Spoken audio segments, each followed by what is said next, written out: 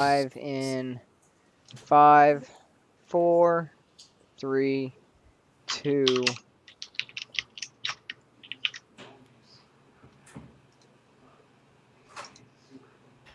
Holding my breath. And we are live for the first WTF show, Geeks and Nerds Unite.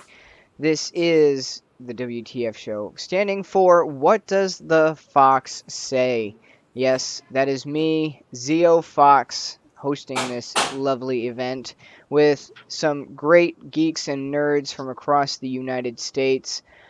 First off, we're going to have you, Chris, go ahead and introduce yourself.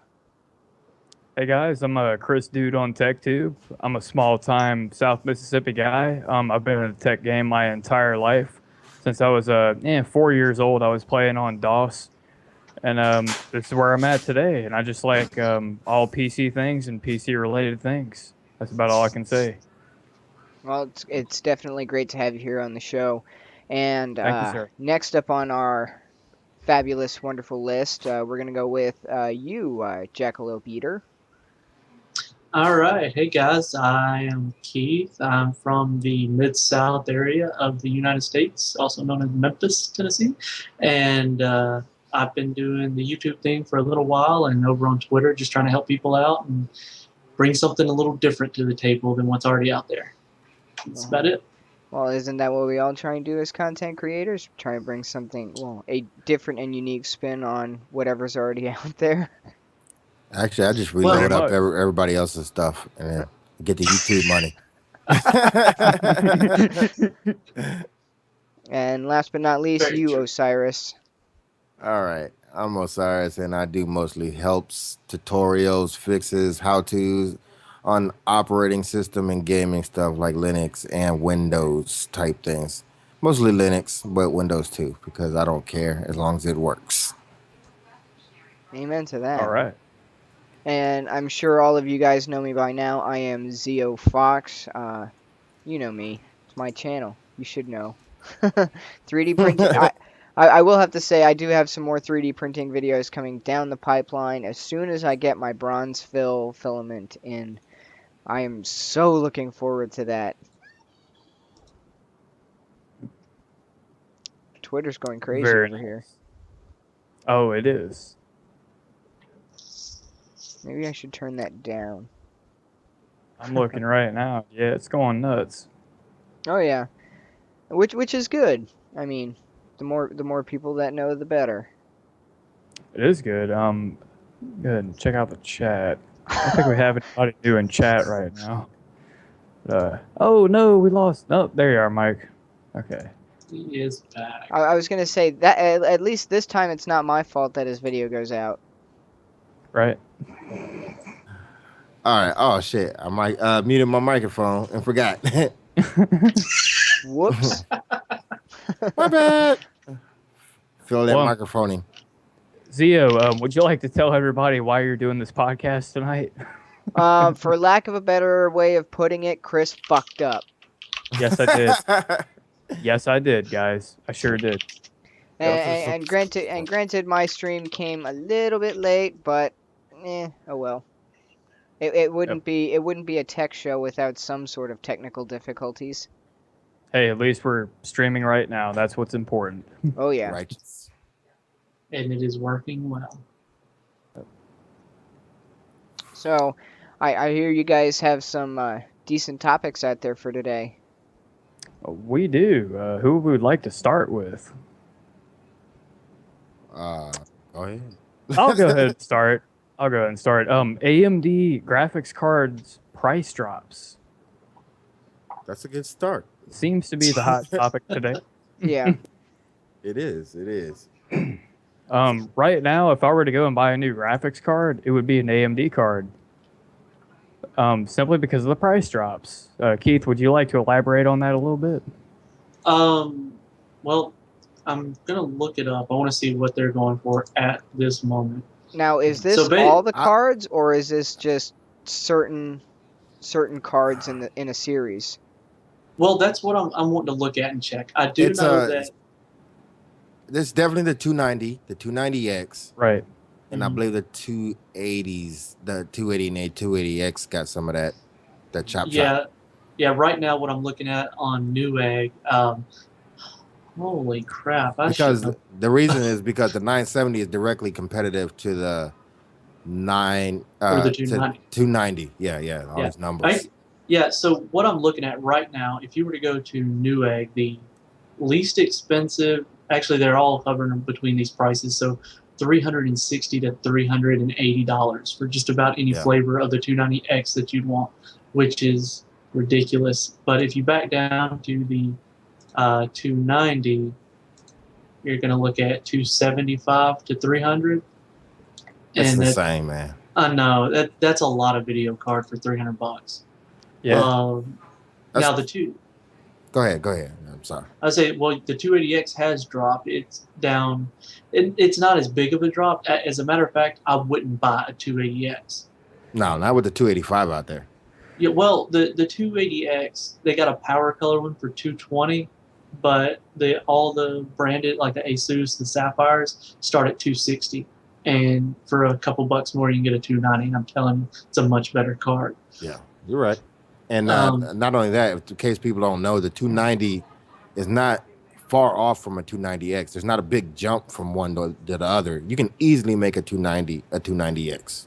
Yeah, benchmark wise, the 290X is going to do better, but in games you're looking at 1 or 2 frames per second difference. Exactly. Which is minimal across the board. You know, when you look at the scope of the games that are out now, I mean it's like, for instance, I've got the 680 for the Win Edition 4 gig, and if I was to throw 3 of them in here with SLI, I'd be able, and overclock them both, I'd be able to run competitively with people that are running some of the 700 series NVIDIA cards. Yes. And it sometimes it boggles my mind at how fast this stuff progresses without any real benefit other than a couple of percent here and there. So basically, Zach's video card is a rebranding of my video card. Yeah, and if you were to throw 3 of them in there, he would totally be up there. The 680 and the 770 are the same card, more or less. They are. They really are. Yep. I think you're looking at a little different on just the core clocks and the memory clocks. And it's very some of the technologies. I think there's on the 700 series they moved to the GPU Boost 2.0. I might be wrong on that. I think you're right on that. Yeah, like little technologies like that they improved on and moved on towards, but essentially it's the same. So, but see, the thing is, like the Win Edition is a much better built video card than what I have. It was made specifically to do what it's got to do, and it does it great. And that was their premium card at the time. Right. Yeah, and it's EVGA. Yeah, love those guys. Yes. Except for the EVGA, like they get one ding because I'm hearing these things about this the ACX Cooler 2.0. It's not so great. It's not so great. What are you hearing? I'm hearing some stuff. I want to see if we're hearing the same thing. So they have a 3-pipe design, right? And the only 2 of the pipes are touching the core or the actual GPU. Or 2.5 actually is what I'm hearing. So they're actually running very small amount hotter than the average 9 series GTX cards. Now, I don't really care about that, and it doesn't bother me. But when you're talking about somebody who's deciding between MSI, EVGA, or Asus, or whoever else, Gigabyte, when those numbers do matter. They kind of do matter. Yeah. You're spending that much money on it, especially if it's a 980. You're spending $550 or more, and I don't know about you guys, but whenever I'm spending that much money, I'm a little more careful on where I put it. Yeah, you're right. If I'm hitting that price point, I'm going to make sure I do my research. Even though I think that all of us would agree that overall EVGA is the better company. I can kind of agree with that. Yeah. The thing about EVGA, and I actually wanted to bring this up because I was poking up my little AMD Red Team How'd you get one of those? Not to interrupt you, Keith, but I think that like a few years ago they were junk, and I wouldn't even consider them. But these days, oh yeah, they're definitely up there. Talking about EVGA? Yes. Yeah, it's not just the card build, but it's the warranty, the customer service. Yep. Yes. All the NVIDIA cards that I've owned have been EVGA, and there's one thing EVGA does better than any other NVIDIA manufacturer, even better than ASUS. And I've been on their forums and everywhere. EVGA built a community. Oh, we got somebody in the comments. Sir, would you please put that goddamn cigarette out? No, sir. I'm not going to. Whether it's me or Osiris, no, we're not putting our cigarettes out. Sorry. There we go. By the way, I did win this. I did not buy this. So literally for the win. Yeah, for the win. No, ASUS is good. And I don't want it to sound like I'm ragging on ASUS. Their customer servers cannot touch EVGAs, though. I had to deal with them personally for 3 months. EVGA's got the whole community. If you go to EVGA gaming sites, they hold tournaments, competitions. They've got a full-fledged forum. It's just like any other standalone, like just an independent thing, but it's all for EVGA. And they create a wonderful ecosystem and make you feel like you're really special for being in it. Yeah. And their card, and here's the thing about their cards. You don't hear overwhelming stories about them not working, nagging issues. If there are issues, because I check the forums on my thing is customer service. I can understand if there's one-offs or if there's a batch that doesn't work, because they're manufacturing a lot of stuff.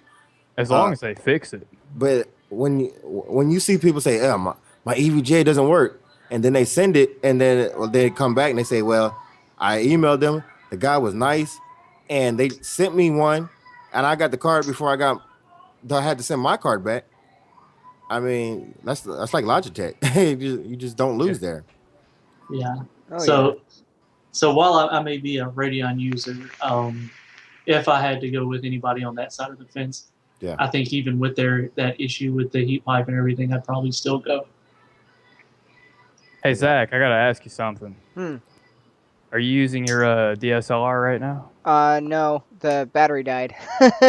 Oh, a while ago. Still looks really good. Well, yeah, because I actually played with settings a little bit. Oh, okay. It doesn't. Don't get me wrong. It doesn't look as good as the DSLR, but trust me, when I start producing more videos and that kind of thing, man, that DSLR is going to be so nice. Oh man, it is. I've seen the result just using it as a webcam. It's like, holy crap, night and day. Oh yeah. It's more of an advantage when you actually can pre-produce content, because like at 1080p and the full color spectrum, and then you can color correct also later on and then edit it. It's just 100% better. Oh yeah. I gotta figure out how to use it. You gotta figure out how to use it? Oh man. I haven't spent a whole lot of time with it. That's what I've heard. Using a DSLR is like, most people are used to grabbing a camera like this and then turning it on and pointing and shooting and being done. That ain't done. I heard that's not gonna happen with a DSLR. No. Hey, at Blind Run Gaming, do you have any questions for us? Well, the thing about using the DSLR is 90% of it is point and shoot. It's just it's a bit more hefty than your normal point and shoot, because you'll have you have the manual zoom rather than the automatic zoom. So, and there is no digital zoom, so you're not getting that choppiness once you go past the extent that your zoom can go. Say you have 18x optical with 64x digital. It'll only go, the lens will only move that 18x, but everything after that is the image being blown up exponentially. Yeah. Wow. Digital zoom. So with having the ability to change lenses and get that longer throw on it, like for instance, if I was to use this monster of a lens, I've got this massive throw of, up to 300 millimeters worth of lens space, and I will still have a full 18 megapixel image with zero choppiness and zero stutter. Okay. Yeah, I've got a 18 to 55 lens, and then a 75-300. Yeah. My problem is I need to get the DSLR app for my phone or something where whenever I set it up, I can make sure it's focused. Oh yeah. Yeah, Or that's in focus. that's the biggest issue I I've can't really see heard it. is the focusing. But it's I don't know, like the price is not bad anymore. Because like I said, I started looking at these about 2 years ago. A T3 and a T5 would definitely cost you. You're talking about into the thousands range at that point. Oh yeah. Now you actually showed me something new, because now they're down to about what was it, 300-400? For some of them, yeah. And even if even if you were to go and get it refurbished, you're still gonna get that decent, that really good quality, because it still kind of has to go back to Canon or whoever and get reconditioned, or for Yeah. whoever you got it from. And like I tell people, especially cameras, but electronics in general usually just don't stop working. No. Unless like you just have a bad product line of something. So I definitely recommend somebody check out the refurbished cameras. Matter of fact, I've heard professionals say the same thing. Mm-hmm. Hey, Oh, for are you sure. guys watching the chat? Yeah, you should all check out the Logitech C920. Yeah, that's a nice looking webcam. I got the decent. C9000, the generation right before it. Uh, It doesn't have, but the biggest difference is there's no hardware encoder built into the camera. That's what makes the 920 such a special webcam. That's why it everybody uses it. does. It's got that H.264 compression already built in. Yeah. Yeah, on the 920, not the 9000, which is what I have. I've actually got the H.264 on mine, but it's garbage. It doesn't work right. I tell you what, if anybody wants to send me a C920, I will definitely check it out. Hey, Yeah, you heard it here exactly. We'll all Exactly. check it out. Pass it around. Yeah, right. Send us a C920. We'll do the review, and all of that I've other seen it fun go on stuff. sale though for as low as like 60 something bucks though. Yeah. And then they have the Carl Zeiss lenses on them also. Oh Not a yeah. bad can. Not a Zeiss bad can. optics. You will never ever see anything clearer than with Zeiss. Yeah. It's like the THX of visuals. Yeah, right. The audience is now blind. Hey, are you guys watching the stream on your extra monitor? Yeah, kind of, sort of, yeah. I'm not, only because I noticed it started giving me degradation on the Skype feed, so That's okay. I closed it. I noticed yeah. we're looking a little bit choppy. Are you seeing that, Zach? Yeah, a little bit. It's no problem. just because the bit rate has dropped a little bit, but still status is good. All that other fun and happy stuff. Plus you're aggregating It's data all about the streams audio. from across the world. Yeah, this is true.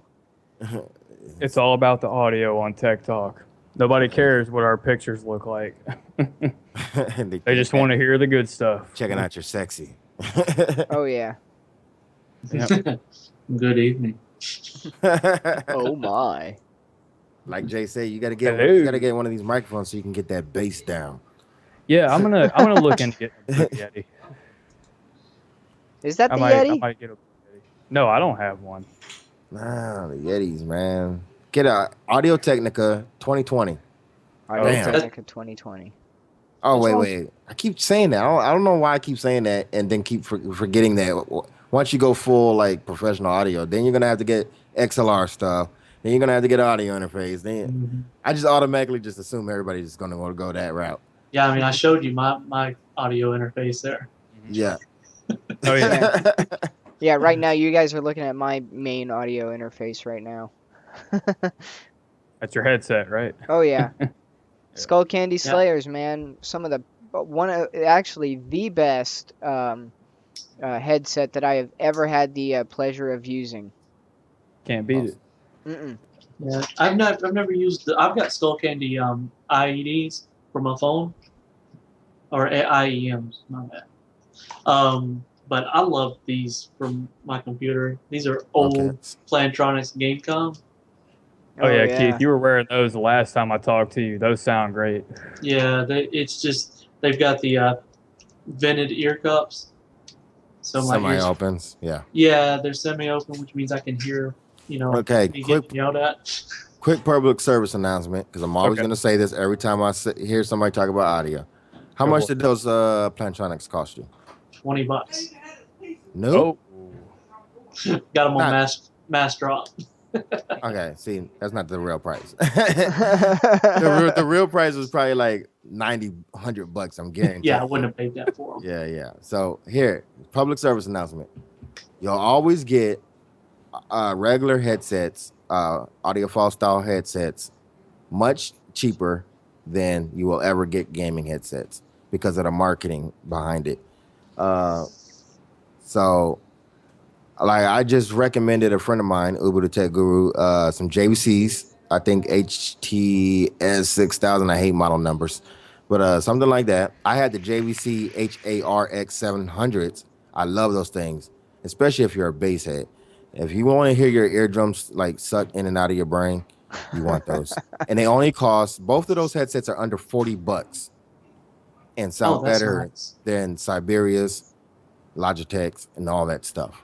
See, I need to get those. What were those again? If you're into gaming, I recommend the JVCs more. I mean the Panasonics because they're semi-open like those Plantronics you have, which causes a really large sound stage for Well, gaming. what I'm looking at is these are I actually use these Oh, the Sennheisers. Sennheiser 201s, Yeah, right? I think so. I Yeah. use these for whenever I'm practicing my bass. So Oh yeah, those are great too though. Oh yeah. they're just comfortable. What's that? What you got going there, Chris? I'm just sharing the stream with my friend here so he can share it out. Okay. I thought you had something. Oh no, No, he never has you anything guys go important ahead. to say. Nah, really don't. Oh. You're a dick. But no, yeah, I mean those game comps are great for whenever I'm playing games with people. But if I'm actually listening, doing this, or listening to music, or watching something, I prefer these headphones. Oh yeah. So Speaking of headphones, I just picked up a set of Geotech EX05s. I have to I check that out. those are crazy looking things. I know. Well, the thing of it is, I keep an eye on this kind of stuff, and I kind of have big ears, and wearing these for more than say 2-3 hours at a time, my ears start to hurt. So I needed something with a little bit bigger can, and haha. So I found those, and I ordered them, and hopefully they get here to me soon. Cause I mean the cans look big enough to where it's going to sit comfortably, and it just looks all in all comfort, and plus it says high definition, and we'll see how high definition it actually goes because I've got some pretty decent tracks that I can play and test the full range of this. See, that's the thing about audio. Unlike, say, a monitor or a graphics card or a CPU, where you can get a definitive answer about which is better mathematically and all that, audio is very personal. Now, Yes. what might work for you might like make me say, "What this is completely garbage. I don't Yeah. understand what's going on here." So, really, what you need to do is understand. Like, if you're serious about getting into audio, you need to really just research and understand audio to start with. And there's certain general rules. Like for gamers, I really recommend semi open backs But if you're recording, like if you want to do YouTube and stuff, if you have music playing, that sound will leak into your microphone. So you don't want semi-open backs. So now you need a second pair of headsets just to do recording with. Like his Sennheisers are great for that type of stuff. Oh yeah. Practicing music, not having leaking sound and picking up by the microphone. So do your research, people. Even if you're not a tech head or audiophile or any of that stuff, do your research before you buy stuff. Be a good consumer. Mm-hmm. Yeah, make a good purchase. They're expensive. I said that on my last show. Yep. Make sure you know what you're buying. Mm-hmm. Yeah. And that still goes true with, just about everything else. PC hardware. Graphics card, CPU, to power supply, to motherboard, to even down to the RAM. Everything matters. You want to go you want to go with a good brand, but not so much that it's going to go outside your price range. Right. Well, what you basically want to do is when you create a new build, you want to basically pick the processor you want and then build around that. Am I right? Yeah. Yeah. I agree with that. I would definitely agree with that. Then you take the next steps to figure out how you can get the most out of that processor. That's how I look at it. And there's an imaginary, like I don't know what I would call it, a graph or a line in my head that I kind of reference. So you've got tech vision. Yeah, I got tech vision. There you go, like Superman. Awesome. So, like if you spend this much money, you're getting the absolute best performance that you possibly can out of this hardware. But if you spend just a little bit more, you can spend twice as much. You can spend 200% more money and only be getting 10% more performance. Well, it's like where we're all at right now. All of us are in the top 90%. However you look at it, we're at least in the top 90% with what we have. So when you want to go Strike, it's like, when you want to go the extra 5%, you got to spend like $1,000. And is it worth it or not? That depends on you because, like, okay, water cooling, which Keith knows about, is a very expensive hobby, and it's not getting you the cost per performance as very middleware hardware would get you. No, but it does jack them numbers up. But you can. But even then, you can argue the point that, all right, I spent $300-$500 on water cooling, but I could have bought another video card, or I could have just bought another computer. Yeah. I mean, it's just really up to you. But you're not gonna. I just want regular people to understand that there's an apex, there's a top where once you get to this price point, anything beyond that is just spending money for the sake of getting just a little bit more. Because that's like car people. People, they do it all the time. You buy a Camaro and then you dump another $15,000 in it to get 50 more horsepower. Right. But hey, it's fun. That's what we're here for. Yeah, it's like the people that go, just are trying to decide whether or not they want to, stick with the earlier processors, like say for sake Intel, because we all know that they just released their X99 series. You've got something that's balls to the wall, a solid 8-core 16 thread, or you can go with the 4770, which is still a 4-core 8 thread, which will still beat most other things out of the water right off the bat, even without overclocking.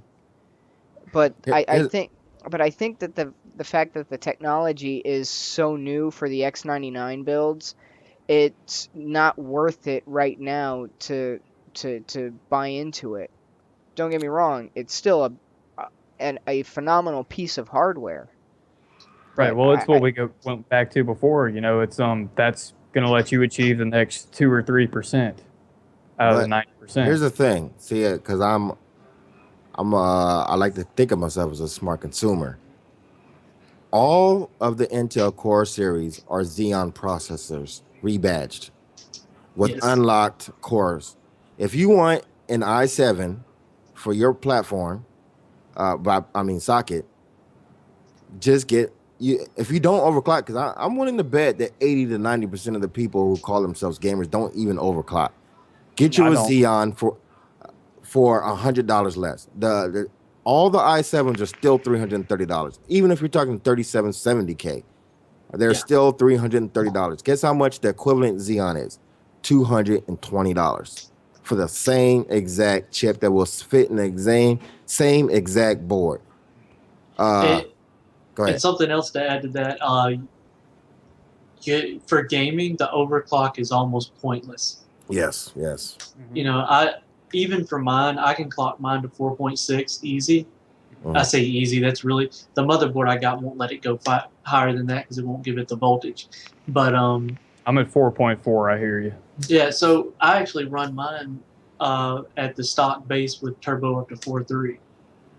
The only time it ever makes a difference is when I'm rendering videos. Yeah. That's it. Otherwise, it doesn't make any sense. That's why I just use the turbo. I think it's mostly a problem because people who on the internet don't understand something, then they just repeat something that somebody else. Jay said that the 980s are the best thing that ever happened in the world. Now, while Jay knows what he's talking about, you don't understand situation Mm-hmm. and your situation and other people's situation. So you just keep repeating this stuff. Now, while it might be fact, it might not be best. Yeah, because I mean, I've seen some recent benchmarks with multi GPUs showing even the FX 8350 in games does just as well as that the new i7 Except for one game, 5960. Skyrim. For some reason, Skyrim is just Oh, like that one-off game that where if you need a It's CPU. it's the IPC. It's the instructions per clock that Yeah. it loves it, and that as much as I love my AMD and Intel's got them there, Yeah. it oh my gosh. can't really argue that. But my 3570K, I mean, I don't also put no 100 mods on my Skyrim either. I'm content with like 40 of them. Yeah, I'm right. like, yeah, I don't understand those guys who got like they basically just remade the whole game. I'm the Oh, yeah. modless heathen over here. And they're like, well, now the game doesn't run anymore. Well, you have like 300 mods on your game. What are you talking about? Hey, That's the thing. A buddy of mine that who actually built the computer that I'm running. He modded the hell out of Skyrim. He's running, you know, he's got a 4770K. I think it's something like 16 or so gigs RAM, and two GTX 780 Ti Kingpins, Holy crap.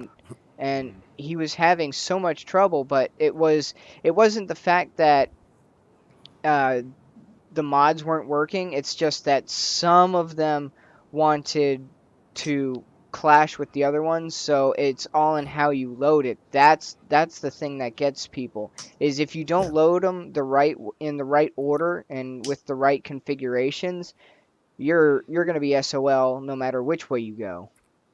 Yeah, you're right about that.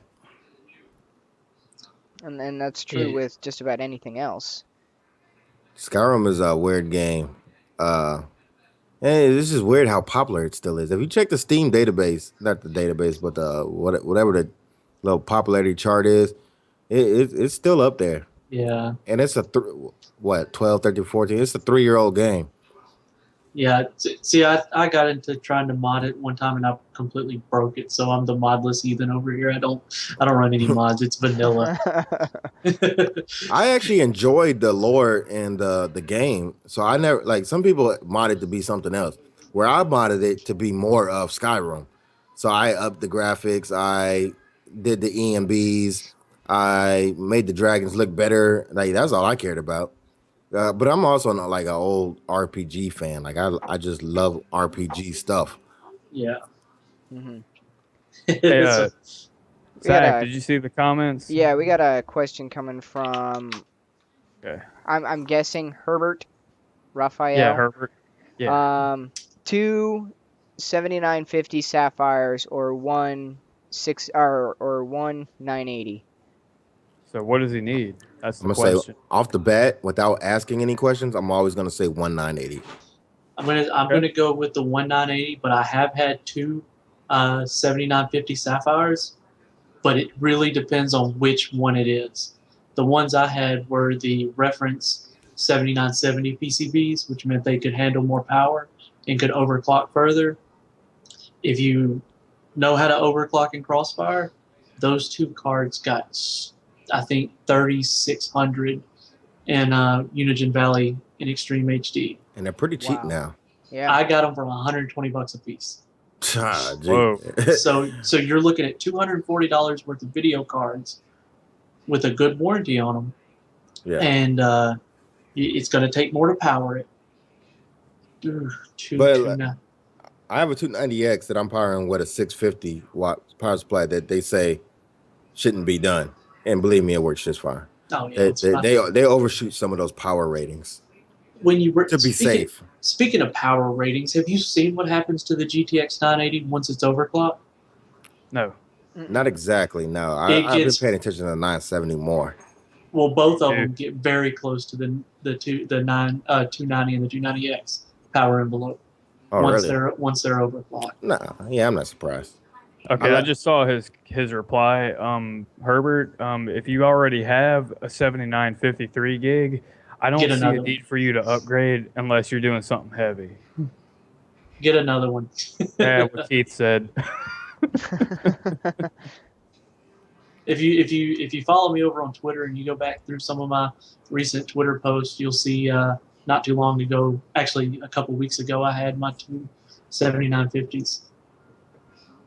I liked them, and honestly, the reason I went back to a 290 was because I'm really looking forward to and keeping my fingers crossed, and we'll see what happens with FreeSync at the first of the year. FreeSync. Oh yeah.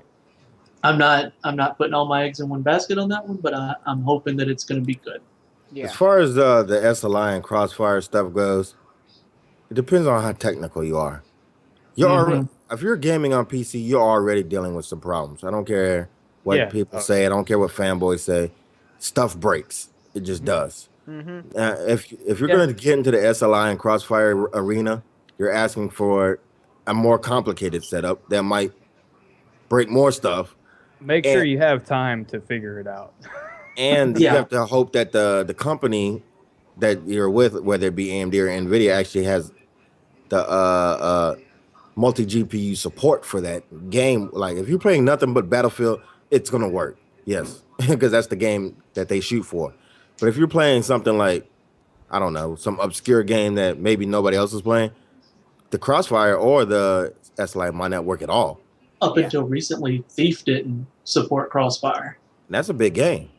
You know, I've got that in a video where I did a pair of R9270s, and I left it in there just to show that it doesn't always scale perfectly. Yeah. Be right back, guys. And if you're running multi-monitors, you're going to run into even more problems. But if you're running multi-monitors, you're going to run into even more problems. Yeah. It's honestly, if you've got a 7950 already and you're gaming on 1080p, you're not going to get a whole lot of benefit out of upgrading yet. Blind Run Gaming, I have to correct you on a couple things. First of all, there's no such thing as 4K tech. 4K is not a tech. It's just a resolution. 290 and the AMD memory bandwidth is much more advantageous for running at higher resolutions than the 970. My 290X outperforms the 970 pretty handedly in higher resolutions. And it's a year-old card. So NVIDIA is feeding hype. You know, I've been watching a lot of the of course, I'm having to see what other people are doing with their 970s and 980s and comparisons and stuff. But the post-launch numbers aren't quite as impressive as the Game 24 numbers they were showing. Yeah. And I was really impressed by a lot of the first stuff that I saw on the 970 and 980 and got kind of mad that I ordered another 290 because I was like, man, that 970. Man, I was all like in my feelings. I was like, I need a 970. Hey, it's the best thing that ever happened. I was too, but once I started looking at that and then seeing once the resolution started going up, the gap went away, and then the AMD card started to kind of pull ahead. So Yeah. Hey. Yeah. I feel good in my purchase. I mean, we're talking, like you said, a card that's now a year old Yeah. versus something that came out a couple weeks ago. If you want to make a real battle, you wait till the 390X comes out, compare it to the 980, and then we can say something. But even today, with a year-old card, the fact that the 290X is still hanging with these cards, and these are flagship NVIDIA cards, doesn't say either. It says that both of these companies are not going too far, or the 390X is about to just like blow their shit out the water. It's about to be over with. I don't know. I'm thinking that these companies are hitting a some type of wall. Well, I know that NVIDIA was shooting for a shrink on the manufacturing process for Maxwell. I don't know how much that affected it. That may be the reason it's only got the CUDA cores that it does. I don't like the fact that they're comparing it to the 680. Yeah, that seems kind of weird. I saw that. Yeah, they're comparing, and I've got a theory behind that, and it's not a very deep theory. I think they're going to do Maxwell the same way they did Kepler. They released the 600 series and then the 700 series, which was like the beefed up version of the 600 series. I think that's what we're going to see again here. So they're really not going to flex Maxwell until after we get the 390X. I wouldn't even go far as to say they might carry Maxwell for 2 or 3 years.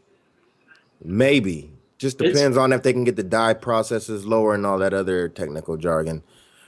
Yeah, because the rumor has it that the 390X is going to be on the 20 nanometer architecture. Yeah, but AMD was lacking. Weren't they lagging behind a little bit on shrinking their die process? They were on the CPU side, but if you remember, they were the first one to 28 nanometer on GPUs with the 7000 series. With the CPUs, it's a different story though. Yeah, CPUs they're back there at 28 nanometer. Intel is a far cry ahead of them right now. Yeah, and with the exception of the recent partnership, I guess you could say, between AMD and Samsung. Well, we'll see where that goes. That's interesting. That is so interesting because Samsung is the I can't do no wrong company right now. Like they just keep making stuff that just keeps selling stuff. We'll see where it goes. Well, it's all about the chip manufacturer that they're using. Yeah. Well, doesn't Samsung own? Well, I don't think they have it. They've got their own fabricator. I may be wrong. I've been wrong before. I think so. No, we're never wrong. You don't admit it. You admit it after you got caught. Maybe. Samsung does own a company that manufactures dies for them. Okay, that's right. That's what I thought. That because they make their own as like everything that their SSDs is all in house. They get 100% profit on SSDs, unlike most SSD manufacturers. And that's how they were able to drop the prices down like they did. Yeah, and not only that, they're the first also to 3D the 3D whatever it is in their SSDs. Like they're stacking the 3D stacked memory, and that's enough. That's a key with the 390X is vertical memory, like stacked RAM. Oh my god! And now that Blind Run brought up that Samsung is now working on trying to hit that 14 nanometer chip size for AMD. I think that's why they partnered with Samsung.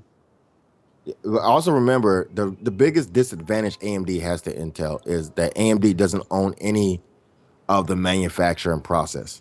Right. Yeah, they used to, but they branched off a few years ago. Yeah. Intel owns all of their manufacturing, all of their R&D, everything, and they're exponentially a bigger company right off the bat. Oh, for sure. So AMD is definitely on the uphill battle when it comes to high-end CPUs. I think they did a right move partnering with Samsung on that. I agree. You know, I'm ready to see. The FX8350, like I said in the last stream, I had an FX8350 and I've got a 3770K now, and sitting down and using the computer, I can't tell the difference between them. Sure, if I run benchmarks, I can tell. Yeah. The numbers are different, but I'm ready to see some real competition in the CPU market again. Yeah, Mhm. Oh, for I agree. sure. You know, not have to sit here and make excuses for one or the other, but real, because I mean, there was a time just a few generations ago that, you know, the Pentium 4 days, even in the Core 2 Duos, Oh you, man, Pentium you 4 Prescott. Let me tell you about that one. that should have been a volcanic island. I successfully overclocked the Pentium 4 Prescott to 2.9 gigahertz, and it was supposed to run at 1.9 Oh, or 1.8 or something like that. And well, yep, that was a good overclock. it didn't blow up on me. But Oh, you know, to me, it was really about the first or the second generation of the Core series that Intel ran off like they did. Mm-hmm. yeah. After the Phenoms, Mm-hmm. AMD kind of ran out of Phenom. steam. Dude, I've even put it on Twitter before about, you know, I'm so ready to see AMD come out with a new line of FX, or my preference, a Phenom line, Yes. because I had a Phenom 965 Black Edition, and that thing was, For the price to dude, the I paid overclocking performance, like that, where overclocking actually makes a difference. dude, I paid $90 for that chip. It was on sales, but I paid $90 for it. Hey When guys, yeah, Zach, is it okay if I give one shout out real quick? Yeah, go for it. Okay, my buddy Jesse here, his mom is actually watching us live. And Sweet. she is in here and actively participating. I think that's awesome. I just wanted to point that out. That is awesome. Yeah. That's it. Go. Hi, Jesse's mom. Jesse's mom. No kidding. Got it going. I think it's awesome. She actually cares. But the no, the 965 Black Edition was $90 when the i5 2500K was I think I paid $215 for it. Let us remember that the Phenoms, the last generation Phenoms, outperformed the first generation FX series. They did, and I can Yes. agree with that. The 1060 and the 1100T, Yes. they were true cores. They didn't do that module garbage. That was And a real 6-core, yeah. See, I had some issues when I had my FX processor. The two issues I had was, one, the way the modules worked. You know, they had shared cache between two cores. That's the biggest weakness right there. It's the yeah. bottleneck, the shared cache. And that makes it act the same way like the Intel does as with hyperthreading. It doesn't really see it as true cores. It sees it as logical. They're logical, but not physical. Yeah. Mm-hmm. And I hated the temperature monitoring that AMD went to.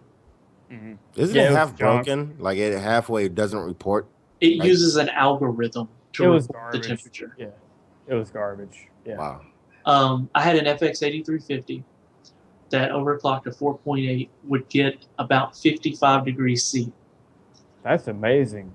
If you put your hand anywhere near that H100i, it was crazy hot to the touch.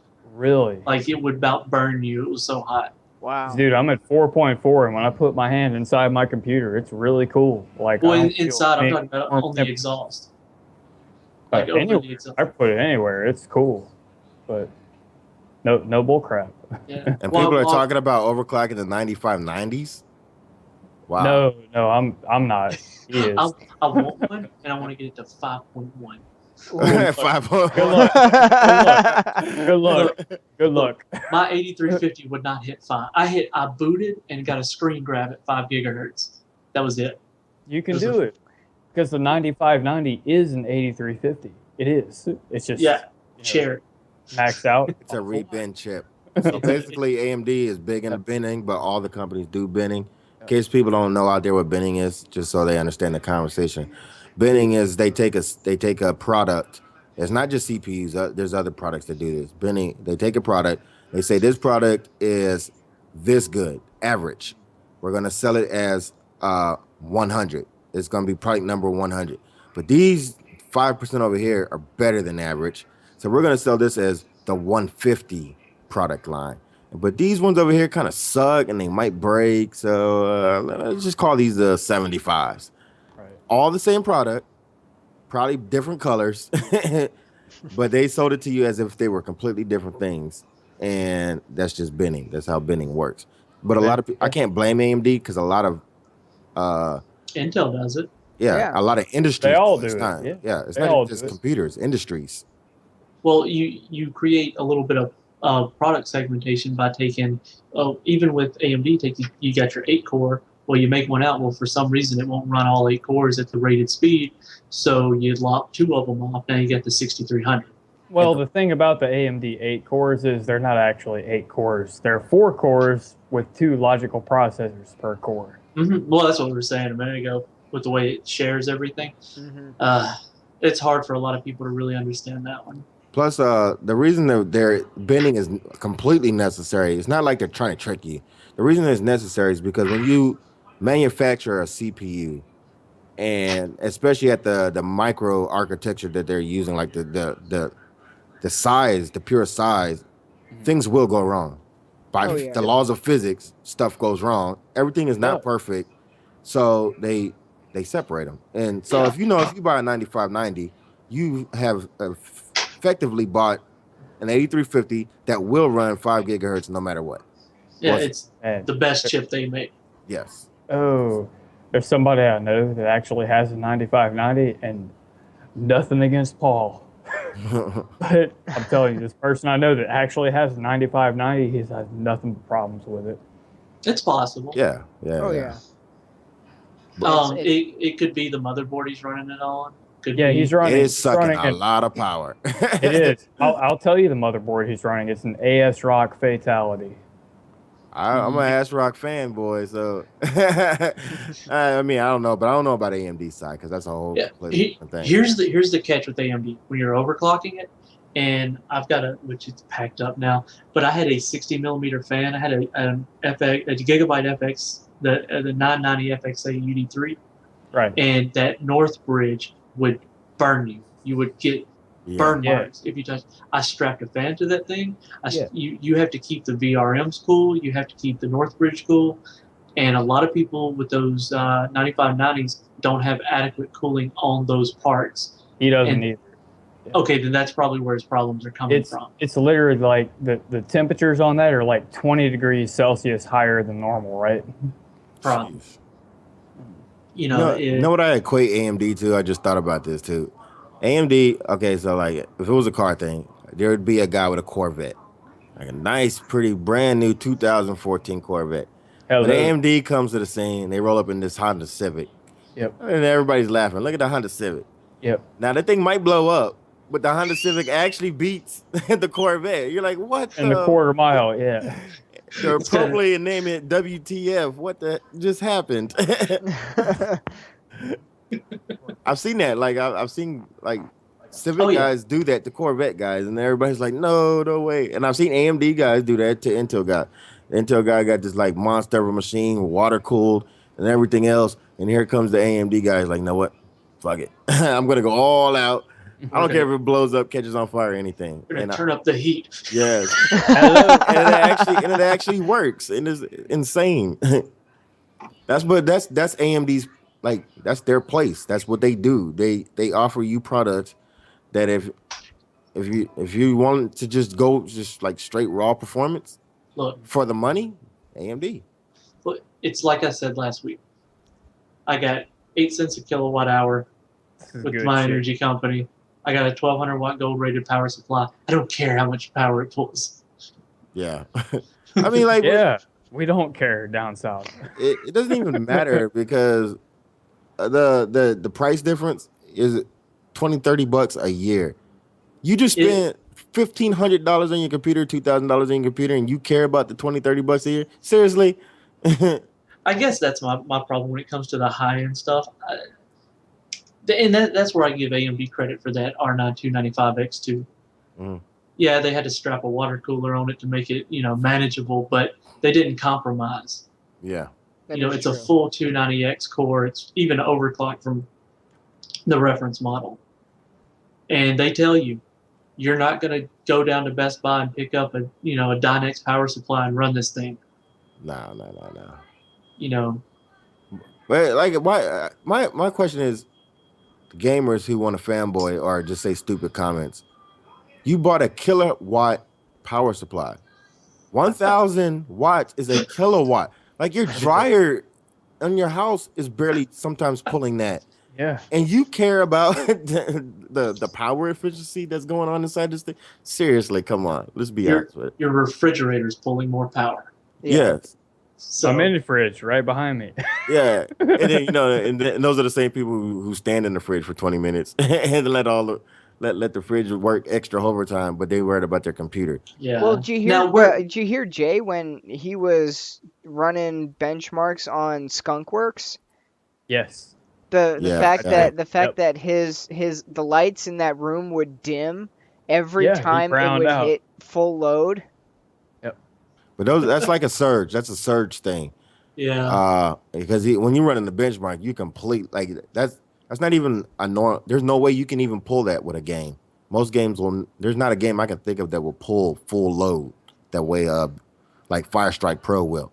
Oh yeah. Uh, But I'm saying, we're talking about power usage and, pulling more power. I mean, just think about it, having something that kicks on for just an instant that makes everything just go boom. Oh yeah, I believe it. Especially I- in America. Most houses in America are about 60 years old or so. On Yeah, average, yeah. like the suburbia. Yeah, you're And pretty close on the that. wiring is about 60 years old too in some of these houses. Yeah. Yeah, well, that. Go ahead. well, even here there was a guy that was running a monster machine. I couldn't even tell you what he had in it, but it was massive. It would every time he would turn it on, just turn it on, it would blow the breaker Holy on shit. the power panel for Oh our yeah. for our little dorm rooms. He had to run a power cord out into the main part of the quad and plug it into the kitchen circuit just so it would have enough power to drive everything. I like the Holy way crap. that man thinks. Yeah, right. He's like, I'm not gonna sell it. Just gonna run the wire somewhere else. Yeah, the way I saw it is whenever I was doing GPU mining here at my house, and I had 12 R9 270s running in here. Jesus Wow. Christ. If yeah, I hope you made your money back. I did. I hope you broke even at least. We made a killing off of it. And then But- I hope you but- sold that Bitcoin before they dropped. We held on to like a quarter of one to play with, Okay. That's not But- too bad. That's not too bad. but we were mining before the people, everybody went crazy back in the fall, Hmm. and when we saw what happened to the prices, we were like, let's sell the Bitcoin, let's sell the the hardware that we were mining on, and we cashed out and made a killing. So, Awesome. I was actually thinking about getting into Bitcoining not too long ago, but Bitcoining is actually really complicated Forget to it. understand. It's too late. I mean, if That's you a- got- late. you could get into it on a philosophical level, like if you believed in the technology and what it was doing. If at this point, if you're trying to get in it to make money off of it, I wouldn't. Forget it. Yeah. Yeah, but if you want to be a part of what it's doing and the disruptive technology that it is, and the way that it is changing the world, because even banks are looking at using the technology now after all the bank hacks and stuff. Because Yeah, I mean, cryptocurrency is a new thing, and it's going it's to be going to here be to the stay. future thing. Yep. But It's here that's to stay. Yep. you're going to see a huge lashback and fight from the powers that be. oh, you're already seeing that. Yeah. It's going to get worse. It's going to get much worse. Just don't get into it and think you're going to make money because you're not. No, then Unless you got a then I'm whole not lot doing of equipment. it. I'm not going to do it then. Well, that's like I said. At this point, if you wanted to get into it, it would have to be because you believed in the technology and you Right. wanted to do your part and make it succeed. It's kind of like if you do folding at home. Yeah, I don't know if you understand. I don't know if you guys know about like if you listen to Neil deGrasse Tyson. So there's different levels of civilization, and right now we're a class 0 civilization. Theoretically, there's a class 1 civilization. So if eventually to get to a class 1 civilization, there needs to be global unity, not like on a peaceful level, so to say, but on a unified front. This is what we work towards, and this is how we operate. This is how things are. Cryptocurrency provides that. Buying into the fact that the United States market, our cash and our language is the default, will never work to achieving that goal of moving up in a civilization. So I like cryptocurrency because of that philosophical reason. Yeah. Oh, for Hey, sure. Osiris, you got a question for you. R9 280 triple build, a good idea? What? Yeah. Sorry, I That's for you, responded in sir. chat. No problem. No, No problem. I'm gonna go with Keith on that one. I'm a KISS method. Remember that. Keep it simple, stupid method. Is a thing that should be something that you should follow in computers at all times if you can. 3 280s is gonna drive up the power needed. Not that I care about the power used, but you're gonna talk about you're talking about big power supplies, talk about lots of heat, talk about a lot of everything. Get one monster, get the 295X2. It's already Yeah. contained in one thing. Yep. It pretty much is well supported through the driver stack, and it has its own water cooler. How cool is that? And you'll save a little bit of money. Oh, Yeah, yeah. yeah. Yeah. How much are 280s now? Like what? More than what he's talking about. Well, they're around just a little over 200, or there's 7950s that you can get. The problem is the support, like you said. Yeah. If you look at every review that does multi GPUs, 1 to 2, good. Typically, as long as the game supports it. Very few support past 2. Right. Most of the time when you hit that third one, you actually see degradation. Yeah. So It depends on the game. Like it's a personal matter. If you, like I said, if you play Battlefield 4 and that's all you play, most AMD and Nvidia are going to pretty much support that game because it's a Yep. it's a well-known, popular flagship game for benchmarking and everything. as broken as it is. Yeah, I don't, like I said, I don't understand it, but hey, if that's your thing, go for it. Well, that's the thing. Linus was doing stuff, with 4 980s in Yeah. 1, 2, 3, and 4 cards. And he was saying that when you would go from 1 to 2, it would scale linearly, and then as soon as you started adding 3 and 4 to it, it started to drop off dramatically. Typically, But that's only for certain games. I think it did it for like Tomb Raider and Watch Dogs, but everything, got progressively more and more better when you were doing stuff like Battlefield and I can't remember the other one off the top of my head. So, benchmarks a little bit, Yeah. but that's what they're designed to do. yeah, So Yeah. that's just compute. That doesn't include experience. That's why I've always promoted the fact that we need an experience index when it comes to hardware. I don't need a benchmark when I'm explaining to somebody who doesn't even know what a GPU is. I need an experience index. Well, Windows gave you Without a one. doubt. Oh God. that experience index. Like that's terrible. That was the worst metric ever. People were actually using it too, saying, "Hey, my computer gets XSX on a experience index on blah blah blah." Really? Like, is that what you guys use? You know what's Doesn't funny matter. about? You know what's funny about that WEI? If you run multiple GPUs, it would drop your score. Really?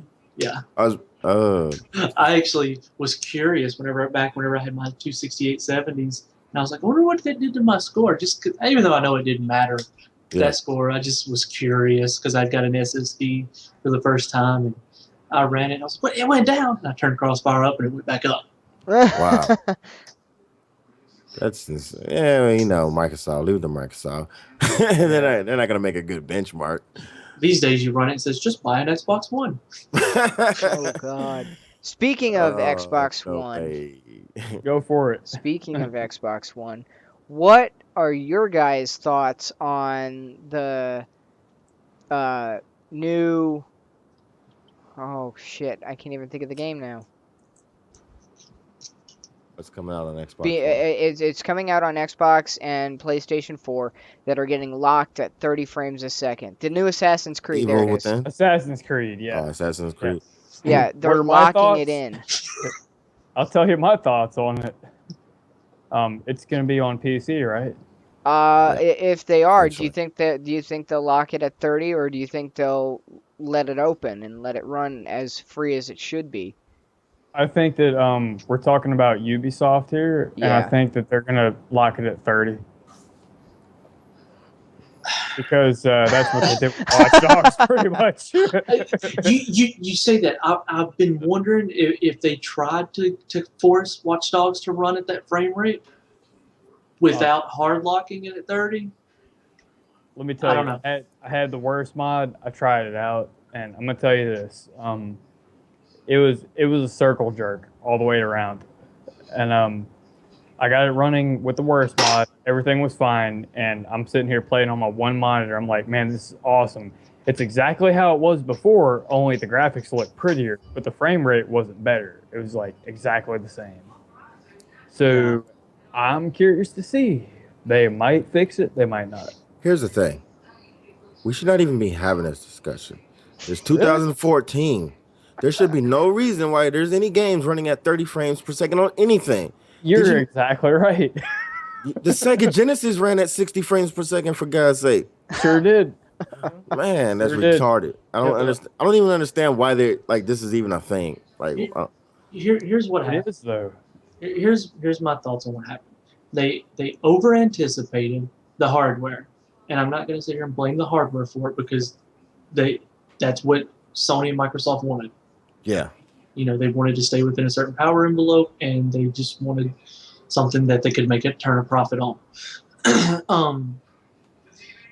But they built these games on what they thought was they were going to get, and then when they didn't get it, instead of scaling it back, they just said, Yeah. whatever Right. it'll run at. Okay, the cheaper console is Xbox One, right? That's like a cheaper of all of them, right? I think they can get them for the same price now. Yeah, you can get them from the same price, but Xbox was more expensive at launch.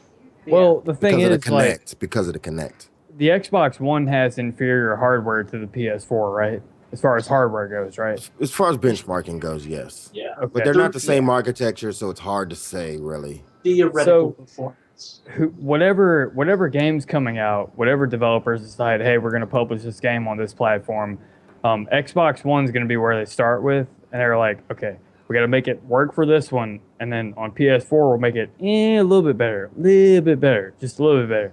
And then when we get it on PC, it's like it's Xbox One quality. And what the fuck? Right. For political reasons. That's what all it is, political reasons. They got to say, for like Watch Dogs, hey, we're selling this game. Because I remember back in the day when I had, say, a PlayStation 1 or something, and then a Sega, and then a PC. You actually bought magazines or went online and researched. I wonder which version do I want? Like, which one is just going to be the better one? Right. Now, they're just going to say, hey, we're going to say you all the same one, and we don't give a shit which one is better or not. And that's just it's political. There's no other reason. I agree with that. As a business model, I would completely understand wanting every one of my customers to have the same experience and nobody getting a subpar experience. But what I would rather see them do, turn down the lighting effects, turn something down, and let's target a much more reasonable and comfortable frame rate, Right. like 60.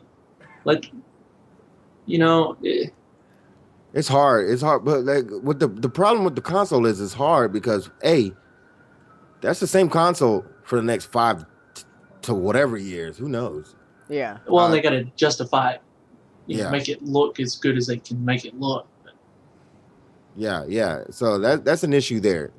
So imagine if you was playing on a 5-year-old PC and you had to develop for it, and then your customer base is 5-year-old PCs. Mm-hmm. Now you have a problem. But that's a console problem. And as PC people, I don't understand why it's a PC problem. I think we kind of went over this before earlier. There should be PC developers. Where are the PC developers? I would like to know. Yeah, Crisis. right? Crisis sold out on us. Dude, I was so mad about Crisis 2 that I never bought it until I got it in a humble bundle.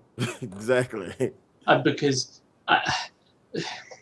like I said earlier, Crisis was one of the reasons I upgraded my computer back then. I Yep. built a computer to play Crisis at medium settings. You would do a computer build to play Crisis. Yes. That's exactly why I upgraded, because I needed something to play Crisis. Yeah, and again, the next game, and it was way less broken than the newer one, but I didn't upgrade my computer again really until, I mean, I got a newer computer, but I didn't upgrade for gaming until Battlefield 3. Yep, exactly. It I wasn't until upgraded for Battlefield. it wasn't until Battlefield 3 that I bought a new video card. Yeah. And that kind of spawned everything that I've gotten to here. So Yeah, I agree. That's exactly what happened to me. Battlefield 3 caused me to upgrade into what I am into right now. And was actually, Battlefield is very well optimized. Like, even decent hardware runs it pretty good. So that I would say that DICE is a great PC developer. yeah. Even with the broken Battlefield 4, I would say they're still a great. I think that it's broken because EA politics, in-house politics, has made it broken. Dude, we all know EA is there to make money. They don't give a shit about anything else. I say the old EA. I think they got a little bit better. I'm gonna give them a little bit. I'm with you on that, Mike. I'm with you on that. They've gotten better, definitely. I've caught a lot of crap from my friends for being okay with EA these days. The truth is, like, when they got the new CEO, everything turned around, like, almost overnight. Yeah. They started giving away free games. They are bloody now. They're tweeting people out. Everything. It's cool. Yeah. I think Ubisoft is the new bad guy. That's what it seems like anyway. Anybody that tells me that 24 frames per second is good for games should kill themselves. Oh yeah, they should. What the fuck? Look, I mean, like I said before on one of my previous streams, I mean, all of us are PC gamers. We all are. And we paid literally like 4 times more for our PC than anyone paid for their console. Yeah. Why should we get less of an experience? Yeah. Just because, whatever. no other reason except for you want to lock it just for reasons. Why? You know, I'm not pre-ordering Far Cry 4, and I'm not buying it until I see what happens. Yeah. Me too. My same thoughts go here, because, you know, it also being Ubisoft, and what they're doing with the consoles and with Assassin's Creed, I just don't know.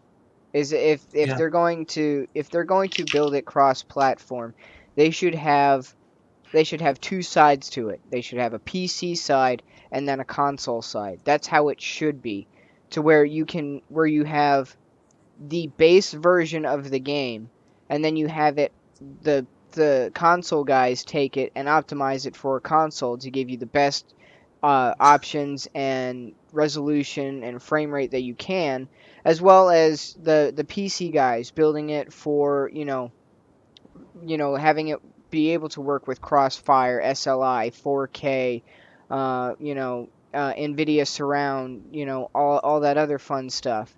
That's how it should be, because, you're gonna have your console fanboys, and they're gonna want the best quality they can get. And then you've got the hardcore PC gamers that run, 3-4 cards in SLI or Crossfire, and they want balls to the wall, max resolution, playing on however ungodly amounts of resolution. Yeah. I think they're not gonna get it. Yeah. I think Bethesda is the model of what PC gaming / console gaming should be handled. There's nobody complaining about Skyrim on the consoles, yet there's nobody complaining about Skyrim on the PC either. Now, how amazing is that? Because you can mod it. So if you didn't like the game, guess what? Some guy out there who's got way too much time on his hand can do what you want for free. That's the way it should be. Thank you, Keith, for taking care of that. You know what I'm talking about. I tried. Yeah. Oh yeah. I see what he says about Shadow of Mordor in the comments there. Hebert. Okay, I guess that's how you spell it. Yeah, 100 FPS. That's about it. Yeah, you're capped. You're not getting no higher unless you do some very warranty voiding things. Yeah. See, I ran the bench, or not the benchmark. The benchmark's broken as all get out in the game. But playing the game, I observed a static 100 frames per second the whole time that I played it. Now, is this And the same game where the benchmark was broken for AMD cards? yeah, I don't have an Nvidia card to try it on, but I mean it showed like a minimum of like 70 something with an average of 250 with a maximum of 809. What? Yeah, so like I said, I just kind of Yeah, paid it's, attention. we'll just say it's broken. Yeah, I would, yeah, Yeah. with those kind of numbers, I would definitely say broken by far. Yeah, so but the game is spectacular. You Yes. guys are if you're into any kind of like if you like Assassin's Creed, want to play a really fun version of it that's not locked at 30 frames per second. It's like that 100, but it's 100. Hey, over 60 or higher. Yeah, You know, I agree. I mean, Battlefield's capped at 200. Battlefield 4, I can't go past 200 on it. I can't get to 200. What the hell? So that's my thing with and I wouldn't put it past Ubisoft to cap it at 30 on the PC because Bethesda has gone in and done it to The Evil Within. Mm-hmm. And I have such good words for Bethesda, and they go and do stuff like this. See, I told you I'd find something on them. I don't know, man. They're the publishers, so they're not the developer. Okay. Now that makes sense. I was gonna say with their track record, there has to be something to that. What was I gonna say? 30 frames per second on a console is not the same as 30 frames per second on a PC. No. If you're sitting back on a couch and your TV's blurring as you're moving around, that's one thing. But when you're sitting in front of your computer and you're using the mouse and your keyboard to control your character, you're going to notice it's going to be jerky motions. It's not going to be a smooth experience. And especially when you're running resolutions, as you know, like if you've got 3 1440p monitors, you know, that'll give you a headache. Oh my Here's god. the thing. People. Hey, Zach. Zach, yeah. We got somebody in the comments that wants to know what we're all running. Would you like to go first? Yeah, sure. What the hell? I've got a Corsair case. I've got a I can't think of the name of the motherboard off the top of my head, but yeah. But I'm running a 3770K. I know it's an it's an ROG motherboard. Yeah. Wow. I am drawing way major blanks tonight. I'm sorry. Okay. Anyway, 3770K running at 4.6 gigahertz stable. Two 8 gig sticks of DDR3 18660 RAM, GTX EVGA GTX 680 for the win, 4 gig, overclocked to just under 1300 megahertz. All right, Mike, you ready? Sure, I can do mine. For the CPU, I got an i5 3570K. I run in stock. Cooler is Hyper 212 Cooler Master because it just works, and I refuse to get rid of it because of that. All right. For the GPU, I have the Asus Republic of Gamers Matrix Platinum 290X. The motherboard is an ASRock Z77 Extreme 4, and the case is a Define R4 Fractal Designs. I love that case. Oh yeah. What you got, Keith? I have got a Corsair C70 case in white. I got a 3770K running at a turbo to 4.3 on it, and 8 gigs of G-Skill Ripjaws X 2133 megahertz RAM, it's on an MSI, just a Z77 G45 motherboard, and a MSI reference R9290 with an EK water block on it. And all that's on a SwiftTech H320. And my jewel is my Crucial MX 100 512 gig SSD. Nice. Oh, There you that's go. what I need. That's my baby. I'm trying to get rid of mechanical drives altogether, if I ever can. Oh. And Oh, last homie. and not least, I'm running an AMD FX 8120, lowest end 8-core AMD processor, overclocked at 4.4 gigahertz. I'm running an MSI 970A G45 motherboard with a Corsair H100i liquid cooler, 32 gigabytes of Kingston HyperX 1866 megahertz RAM, and a Gigabyte WindForce GTX 774 gigabyte.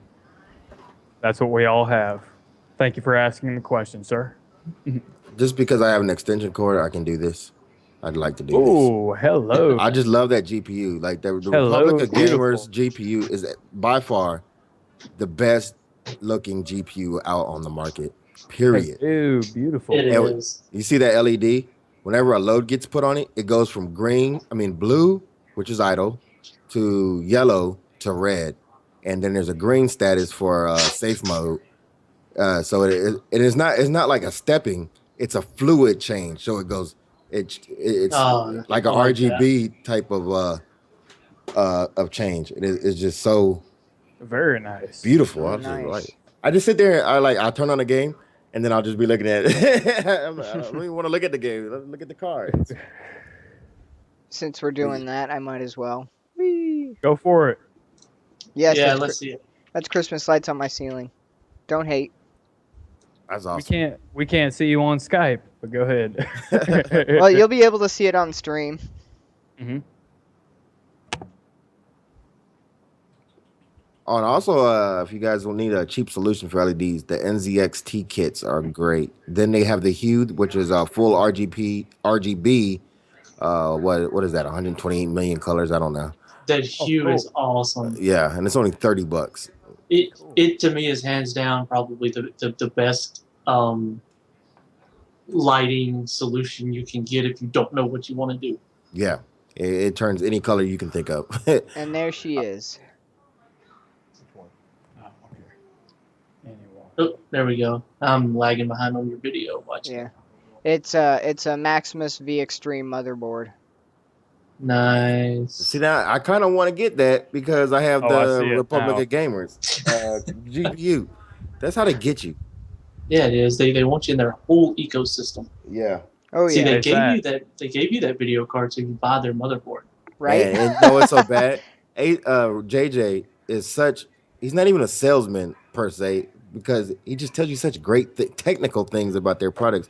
I'm not even an Asus guy. Like I don't. If I hadn't got this, I would have never had an Asus. I don't even care about Asus. I like EVGA video cards on the Nvidia side.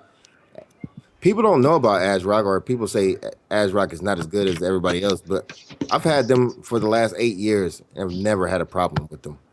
8 years? Holy shit. Yeah, he's the water cooling guy. I've got to introduce you to somebody I know because he's having bad problems with his 9590 on an ASRock motherboard.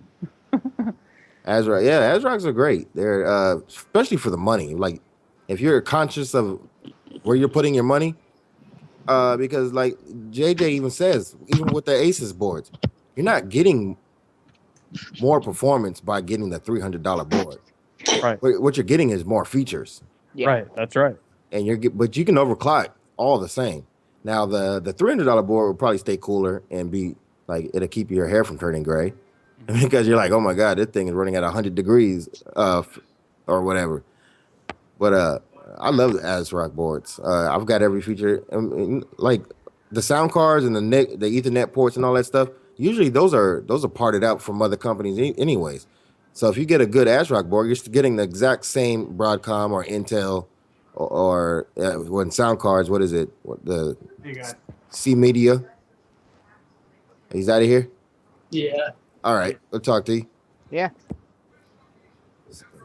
Oh wow, We've been rolling for an hour and 23 minutes. Yeah. Yeah, something like that. Doesn't it feel like an hour? I'm ready to keep on going. Almost past my bedtime. I'm old. Oh, man. Y'all suck. Yeah. We old folks around here got kids chasing us around all day. Yeah, right. Oh, man. And on Yeah, that note, Zach. I think we'll go ahead and wind down. Yeah. Well, not bad Well, for a Zach, first WTF show, I will have yeah. to say. Go ahead and kill your stream, but don't kill the Skype call. Oh yeah, That can be that's a bad. given. So yeah, just to reiterate, let everybody know where they can find you, subscribe to you, all that kind of fun jazz. hmm Who's going Whoever wants to first? go first. Just right here. Go ahead, Jack. Yeah, just that name right there, Jackalope Beater, Twitter, YouTube, the works. I'm not watching the live stream, but last time I checked, my name was like right here in this area. The other side. Other side. Okay, we There you flipped. go. Married. We're married. That's the Twitter. That's the absolute best way to find me because I try to avoid too much social media. No problem. It's bad for your health. Ain't that the truth? Yeah. What about you, Chris? You can find me at cmarshall0050. You can see it on the stream. It's right above my name. That's me. If you guys want to talk to me and chat with me, ask me questions, that's where I'm at. Sounds good. Righteous. And as for me, you guys can always follow me on Twitter right down here at Zeo_Arctic_Fox. My channel, obviously you're on it, so don't forget to hit that subscribe button. It helps me out. It helps me bring you Always. videos like this with great people Hit- such as these guys. Hit everyone's subscribe button. Yeah, right? Let's see what else. Don't forget to like, favorite, comment, share, and subscribe. Those comments do mean a lot. Means we can help you out with your PC questions and possible needs later on in the future. And all right, and until next time, I'll see all of you on the other side of the interwebs. Stay on the cutting edge. Take it easy, guys.